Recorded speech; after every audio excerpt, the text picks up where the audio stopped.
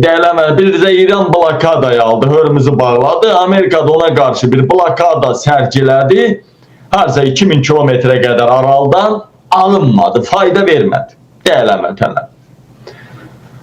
Fayda vermədi. Çin sualtı nüvə silahından, nüvə raketlərindən donatılmış deməli denizaltıları ticari gəmilərin altından göndərdi. Dedi, duxunuz var, vurun, görün nətər qoyacağım. Çin rəhbəri nə dedi? Si. Bəzən xi deyirlər, bəzən si deyirlər. Bütün hallarda Komünist Partiyasının rəhbəri, Çinin rəhbəri.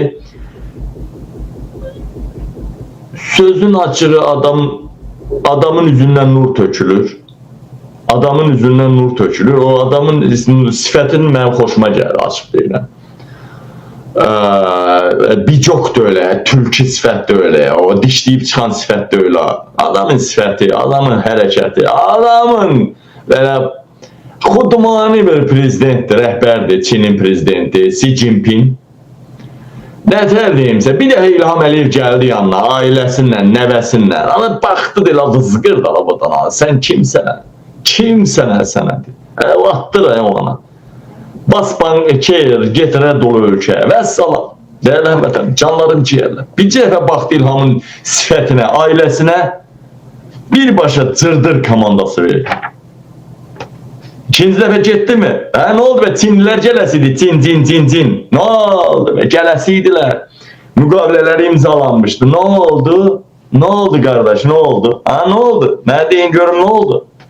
Nə oldu? İlham Əliyevin ölkəsi bu Azərbaycanda ala qarqabala çıxartmaz. Deməli, bildiniz də İran blokadiya almışdı, Hörmüzü bağlamışdı və dostlar, qardaşlar, bir yarım saatdan sonra bir çay gətirərsə zəhmət olmasa. Deməli, Hörmüzü bağlamışdı, Amerikada blokadiya aldı, amma Çin blokadanı yardı və Amerikaya qarşı, bütün ölkələr Amerikaya qarşı çıxdı. Baxın, Yaponiya, Amerikanın müttəfiqi Yaponiyadan tutmuş, Almanya, Fransa, İsveçrə, Britaniya, Kanada, hamısı birbaşa Çindən belə hamısı Amerikaya cırdır komandası verdi. Hamısı Amerikaya vızqırt komandası verdi, dəyərli həmvətənlərim, dəyərli soydaşlar. Demək ki, Amerikanın bu blokada məsələsi alınmadı. Alınmayan kimi günorta günün ikinci yarısı, yəni Amerikada səhər açılmaz dedilər ki, sizin axşamla sabahınız bilinmir, yəni fərq var. Bütün dünya sizə vızqırt komandası verdi. Və Amerika ayın 16-sında, yəni bugün ayın neçəsidir? 14'ü. Sabah yoxursun, təkrarən İslamabadda yalvara İranı danışığa cəlb eləyir, danışığa. Pakistana yalvardı ki, yenidən bir masaya gəlsinlər. Mən də dedim də, bu masa, bu gəlin iki məqsədi var. Birinci məqsəd, daha böyük savaşa hazırlıqdır. İkinci məqsəd, Trump'ın sonudur. Trump seçkilərdə karyerasını qorumaq üçün, seçkilərə girə bilməsi üçün Trump bir balaca imicini düzəldərək bu müharibədən çıxmaq istəyir. İmicini düzəldər. Yəni İrana dalda hər şey verim, hər cürə yaltaqlıq, hər cürə istədiyini verim və imicimi düzəldərək bu savaşdan çıxmaq istəyir. Yəni indi bildinizmi İsrail? İndi bildinizmi ki İsrail necə Trump'ı zibilə saldı? İndi bildinizmi Netanyahu necə Trump'ı zibilə saldı? Necə İsrail'dən danışacağıq az sonra. Deməli, çox böyük sərt bəyanat verdi. Doğrudan kişinin oğlu gözəl dedi ha. Dedi, dünyanın süper iqtisadi gücü olaraq Çin heç vaxtı hansısa bir devlətin iç işlərinə qarışmayıb. Yapılanmasına, ora prezident gəlsin, prezident gəlsin, belə işə qarışmayıb. Heç bir prezident hakimiyyətə qarışmayıb. Amma iki dənə bu nətər deyir, iki dənə bu ölkə çıxıb ki ortaya, Amerika ilə İsrail, bunlar cüngili qanunlarından, nə bilim, hansısa bir kabadayılıqdan bizə racon kəsib bizim daxili işlərimizə qarışmaq istəyir. Bizim olmazsa olmazımıza burnunu soxmaq istəyir, həyatı boyu icazə vermərik, burnunu qırarıq dedi. Dəyərli həmvətənlər, dəyərli soydaşlarım. Bakın sizə sadə bir statistika deyirəm mən. İran 40 gün ərzində İran nə qədər neft çıxar? 40 gün savaş getdi, 40 gündən sonra güya sülh oldu. Bir neçə gündür də sülh ab-havası varmış kimi obraz var. Buradan da aydın məsələdir. Ya İran dalda yalvara hər cürə İranın qulluğunda duracaq, hər cürə yaltaqlıq eləyəcək, qulluğunda duracaq, peşmançılıq eləyəcək. Bu aydın məsələdir. Ya da yenə deyirəm, çox möhkəm vurmaq üçün hazırlaşırlar. Çin 40 gündə İrandan nə qədər yanacaq alır? Nə alır? Nə qədər yanacaq alır Çin 40 gündə? Deyirəm, İranın, dəyərli həmvətənlərim, İranın satdığı yanacağın böyük bir hissəsi Çinə gedir. Neredeyse Çin yanacağın 60%'e qədərini İrandan alır. Değerli həmvətən, bütün o məhsullar, yəni belə 60% deyil, əslində biraz azdır, amma bəzi məhsullar var, təyyarə yanacağı var, nə bilim gəmi yanacağı var, avtomobil yanacağı var. Yəni elə yanacaq var 20-30%, elə yanacaq var 40-50-60% yanacağı alır İranla. İranda değerlenmeli neredeyse 90%'e yakın yanacağını, İran 90%'e yakın yanacağını Çin'e satır. Çok da ucuz satır, sudan ucuz satır. O pul İran'ı da qane eləyir, Çin'i de her neyse. Değerlenmeden Çin'i ayakta saklayan odur. Dünyada en büyük neft ülkesi Venezuela'dır. Venezuela'nın tek başına çıkarttığı neft yani neft ehtiyattan gedir. Hələ ki imkan vermirlər, yaxşı çıxarsın, satsın. Dünyanın 20%'inden çoxunun neftini Venezuela təmin eləyə bilər. Venezuela təmin eləyə bilər. Yəni en büyük neft yataqları Venezuela'dadır. İndi sözü çox uzatmaq istəmirəm. 40 gündür müharibə gedirdi. 40 günə nə qədər İran yanacaq çıxartmalıydı? 60 milyon barel. 60, yəni İran 1.5-2 milyon barel gündə neft çıxardır. Gündə. Azərbaycan isə 500 yarım milyon. Azərbaycan yarım milyon barel, biraz aşağı, biraz yuxarı. Çox vaxtı yuxarı. Azərbaycan yarım milyon barel, İran isə 2 milyon barelə yaxın neft çıxardır. Məsələn, Səudiyyə Ərəbistanı 6 milyon barel günə neft çıxardır. Hər nəysə, sözüm indi ondan getmir, sözüm başqa şeydən gedir. Dəyərli həmvətənlərim, qulaq asın, keçək mətləbə. Məsələn, bu 40 günlük savaş gedişatında İran 60 milyon barel neft çıxartmalıydı. O neftin de 54 milyon bareli Çin'e satılmalıydı. Çin'e ötürülmeliydi, belə deyək. Deyələn, qəpiyə satılır ha, qəpiyə. Deməli, qəpi quruşa. Deməli, deyələn, Çin 54 milyon barel neft almalıydı 40 gündə. İndi Amerika qıraqdan bir sədd çəkdi, blokada gətirdi, İranı blokadada saxlayacağım dedi. Bu birinci Çin'e zərbə vurmaq üçün elədi. Çin'e. Görün Amerika nə eləməyə çalışdı. Yəni, gör nə deyir, Trump'a bağa, buna bağa, Türkülüyə bağa. İşləri Amerikanın işinə baxın indi, siz gör nə deyir. Deyir ki, Qətər, Səudiyyə Ərəbistanı, Ərəb Əmirliyi, Bəhreyn, Dubay, bunlar hamısı İraq daxil. Bunlar hamısı o limanlardan çıxan nefti saxlamayacaq. O gəmilər gedəcək. Nəinki neft, başqa məhsullar da olsa, humanitar, ərzaq, nə olur olsun, gübrə olsun, heç nəyi saxlamayacaq. Amma Körfəzin bu üzündə İrana tərəf 6 liman var. Həmən o 6 limandan çıxan hamısı gəmilər buraxılmayacaq, ələ keçiriləcək, müsadirə olunacaq, nə bilim, nə olacaq. Və indi qulaq asın.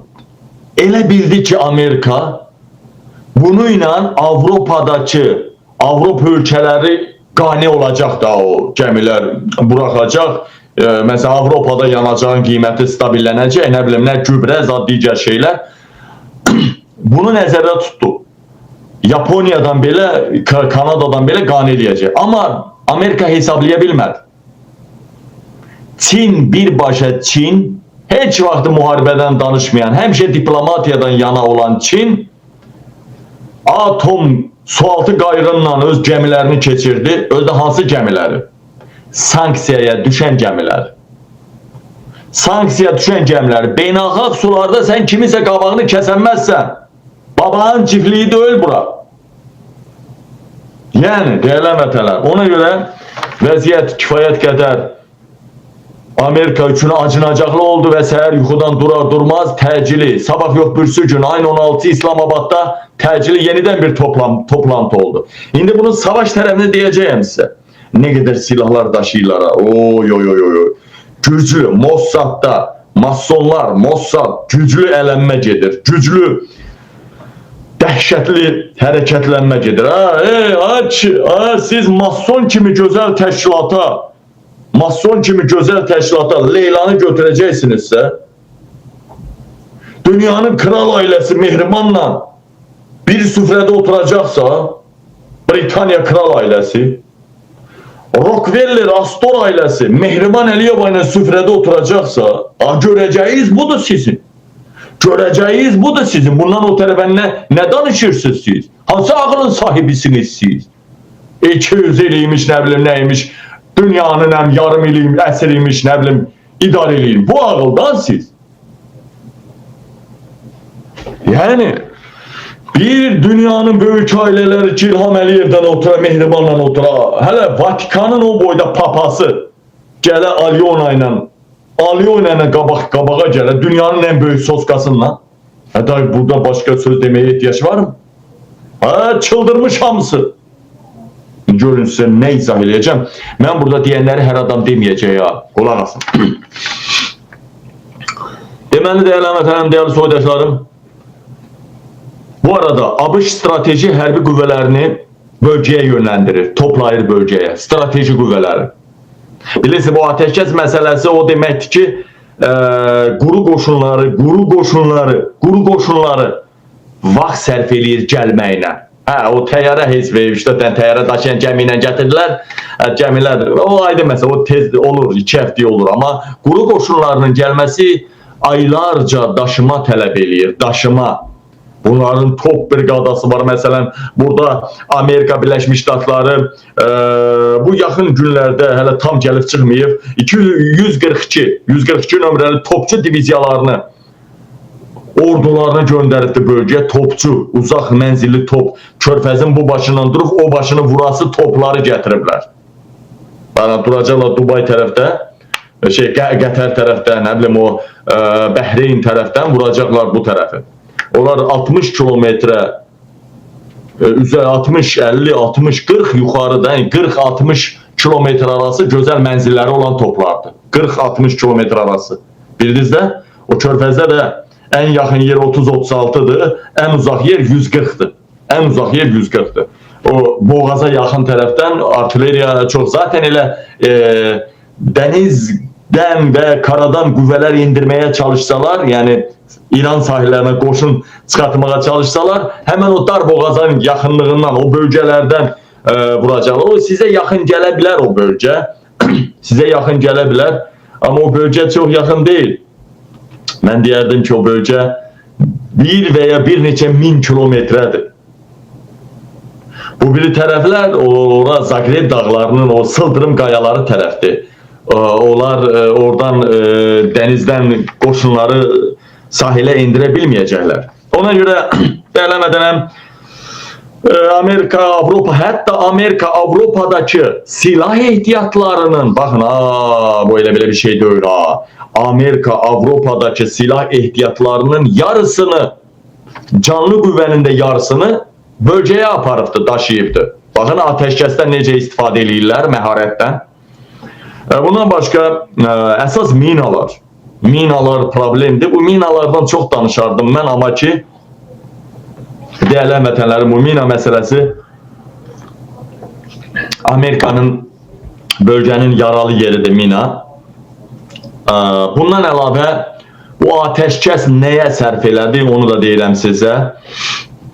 Amerika Birləşmiş Ştatları radarları daşıyır. Yəni bildiyiniz kimi İran bütün radarları vurdu. İran'ı bütün radarları vurdu, Amerikanı kör koydu. Hatta İsrail'i de çok pis vurdu. İndi Amerika, değerli həmvətənlərim, taktiki mobil radarlar getirir. Taktiki mobil radarlar getirir. O radarların quraşdırılması 48 saata quraşdırmaq olur o radarları. Dalda İranın qələbəsi ya İranın xeyrinə nələrsə Trump qol çəkibsə, İnanın Allah'a, yani bu yakın günlerde savaş başlamasa, bilin ki arkada İran'ın maraqlarını Trump korkusundan təmin eləyir. İran güclüdür, İran İlhamı məhv eləyəcək. Birbaşa rejim dəyişikliyi ölümünə olacaq. Yox, əgər İran'ı hırpalaya bilsələr, biraz da koalisiya, mualisiya nələrsə bir şeyler dönür ortada. Ben mənliyimlə bilirəm ki, bunu Trump'ın burnunu sürtürdülər. Netanyahu da çox xod getdi. Yahudi lobbisi birjalara xəyanət elədi. Birisi də bütün dünyanın böyük güclər, ailələrin bütün birjaları nəzarəti, bütün valyuta nəzarəti hamısı Yahudilərin əlində idi. Vəssalam. Amerikanın 44 trilyon borcu var, deyir lotuyam ödəmirəm. Müəyyən məsələlər var, torbada pişik var. Amerika'nın da dalında duran masalar var. Qırğın gedir masa qırğını. Onda dalda masalarda qərar qəbul olunacaq. Böyük savaşlar da olacaq, hər şey olacaq. Amma İlham Əliyev onları görməyəcək. İlham Əliyev onları görməyəcək. Vəssalam. Artıq masonlar belə, Mossad belə içini təmizləyir. Bax, Mossadın başkanı dəyişdi. Masonlar başkan seçir. Mossadın başkanı değişti. İçeride görevini yerine yetiremeyənlər cəzalanır. Karahanlı necə cəzalandı ha? İndi növbə Erdoğan'ındır, İlham'ındır. Narahat olmayın. Narahat olmayın.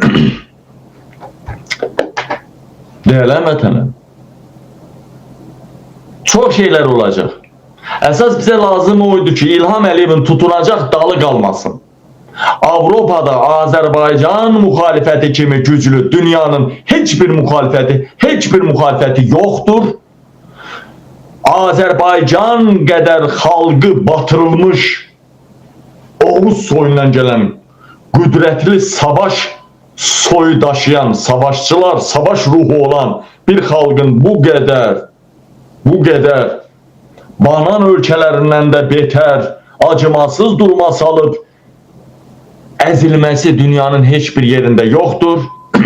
Üstəlik dünyanın cəmi 1-2-3 dənə diktatorunu çıxmaq şərtinlə 57 ildir dədə bala hakimiyyəti yoxdur. Artıq o bıçaq nəyə dirənən vaxt deyirlər, bax elə bir vaxtdır. İndi isə bizim sevinmə vaxtımız ayın 14'ündən 19'una hesablanmıştı. Değerleme ama bakma, bir həftə ərzində çox sevindik. Xüsusilə dünən lap sevincimizin həddi hüdudu olmadı. İnanın Allah'a çok sərf elədi. Avropada en çok İlhamın əleyhinə işarda getməyini istəyirik biz. Avropada. Avropada. Düzdür, İranın, Rusiyanın yolundan bir prezident gələrsə, İranın, Rusiyanın əlindən bir prezident gələrsə, yine başımıza bir kabadayı kesilen olacak. Ama Avrupa'nın gücünden Azerbaycan'da değişiklik olarsa biz demokratiyanı daha çok dadacağız. Daha çok insan olduğumuzu, insan kimi yaşayışımızı daha çok hissedeceğiz. Ona göre bunun da esas karşısına alan o Oğraş Viktor Çurban'ıydı. Şimdi Avrupa'nın İlham Əliyevə qarşı hər hansı bir aparacağı işə, hər hansı bir əməliyyatına Viktor Orban çomaq soxurdu. İndi yeni gələn əcdahadır. Demokratdır. Bəyəkləri biraz bundan qabaq. Benim çok sevdiğim Amerika devletinin başkanlarından olan, Amerika başkanı olan Obama da demokratların bayramıdır dedi. Təriflədi, təbrik elədi demokratları. Obama yeniden Amerika prezidenti olmağa layıqdır. Çok güman ki, hələ cavandır, onu biz yenə prezident görəcəyik. Bu dönem Kamala Harris olsa da o biri dönem görəcəyik. Ya o biri dönem görəcəyik. Axırı ki, mən elə gəlir ki, Kamala Harris olsa 2 dönem Kamala gedəcək. 2 dönem. Kamala Harris gedəcək. Dalınla üzü ağ olsun Trump'ın Respublikaçıları elə gözdən saldı ki, orada olan şərəfli liderləri elə məhv elədi ki, 3-cü dönemde Kamala Harris 2 dönemden artık seçilmeyen kimi, yani vaxtı çatan kimi, 3-cü dönemde Obama verecek. Ya belki de araya Obama girecek. Her neyse. Her neyse. Bütün hallarda değerli həmvətənlərim, değerli soydaşlar, Amerika kimi ölkələrdə, Avropa kimi ölkələrdə demokratik bu havaya belə xələl gəlməməsini istəyirik biz. Biz ümidimizi, gözümüzü dikmişik oralara. Yani belə pis çıxmaz. İndi değerli həmvətənlər, yani belə biz uzun müddət hakimiyyətə gələ bilməyəcək respublikaçılar uzun müddət hakimiyyətə gələ bilməyəcək. Hətta belə bitsə belə. Değerli mədənlərim, değerli soydaşlarım, bundan əlavə Livanla danışıqlar deyirlər. Livanla görün nə vəziyyətə saldısa, İsrail Amerikanı nə vəziyyətə saldısa, Trump, Livan, Hizbullah da masaya oturur ki, Trump, oy. Amerika kimi ölkə, Amerika Hizbullah'dan bir masaya oturur ki. Gör İsrail Amerikanı nə günə saldı. And içib Amerikanı məhv eləyəcək Netanyahu. Trump nə deyir? Utanmasan oynamağa nə var? Trump deyir ki, 10-cu müharibəni də sülhə çeviririk Livanla. 10 müharibəni. Mən deyir, məmnunam deyir. 10 müharibəni dayandırdım. Bu nə deyir? Bir ölkəyə 5 dənə raket attırır, müharibə dayandırdım. Bizim müharibə dayanandan 3 ay, 4 ay sonra Trump seçilib deyir, Qarabağ müharibəsini mən dayandırdım. 3 ay, 4 ay nədir? 3-4 il.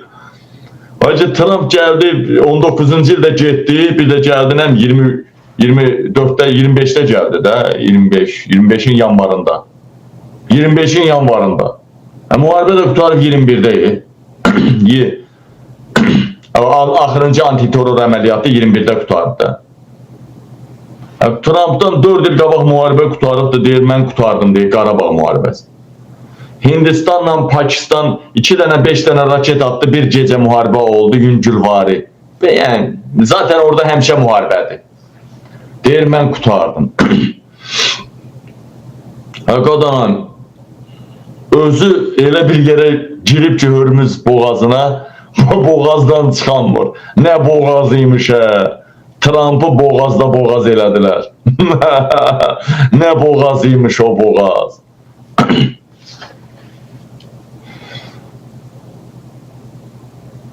Deməli, İran Çindən Strebiter təyyarələr aldı. Nümayiş elətdirdilər. Ən son model, son nəsil təyyarə. İran hava hücumları müdafiə sistemləri alıbdı. İran peyklər alıb ki, Çinlə. Amerikada NATO'dan çıxır.